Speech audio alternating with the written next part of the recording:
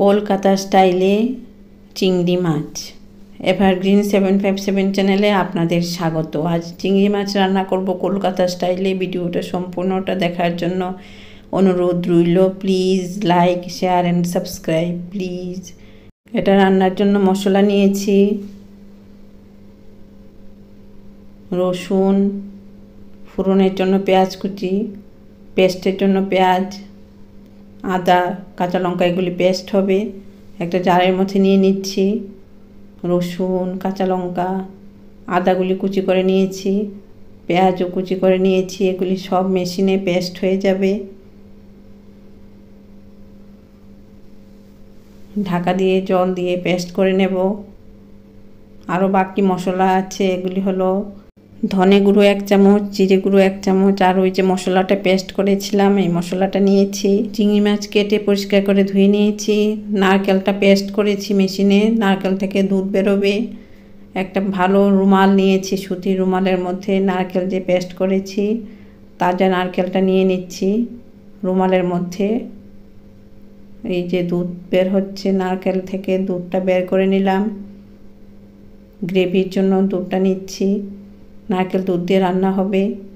কড়াই গরম করে কড়াইতে সর্ষের তেল দিলাম। তেলটা গরম হবে, চিংড়ি মাছগুলি দিয়ে দিলাম তেলের মধ্যে। চিংড়ি মাছ বেশিক্ষণ ভাজা করা যায় না, শক্ত হয়ে যায়। নুন দিলাম, হলুদ দেব না। চিংড়ি মাছগুলি 1 মিনিট নাড়াচাড়া করে তুলে নেব। চিংড়ি মাছগুলি তুলে নিচ্ছি। এখানে আরও একটু তেল দিচ্ছি। তেলটা গরম হয়েছে, শুকনো লঙ্কা ফোড়নে দিলাম। পেঁয়াজ কুচি যে রেখেছিলাম এগুলি ফোড়নে দিলাম। পেঁয়াজ এখানে ভাজা হবে, সেন্ট বেরোবে সুন্দর।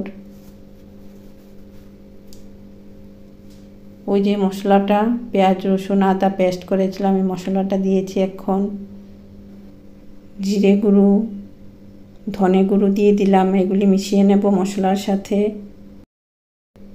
এখন মিশিয়ে নিচ্ছি। মশলাটা কষিয়ে নেওয়ার পর চিংড়ি মাছগুলি মশলার মধ্যে দিয়ে দিলাম। তাহলে চিংড়ি মাছগুলি নরম হবে মশলার মধ্যে থেকে।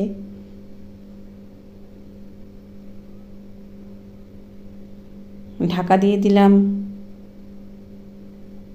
5 মিনিট পর ঢাকনাটা তুললাম। নাড়াচাড়া করে দিচ্ছি। চিংড়ি মাছগুলি সেদ্ধ হওয়ার জন্য 1/2 কাপ জল দিয়েছি। অল্প পরিমাণে জল দিয়েছি মাছগুলি সেদ্ধ হওয়ার জন্য। এখন নারকেল দুধ দিয়ে দিচ্ছি চিংড়ি মাছের মধ্যে।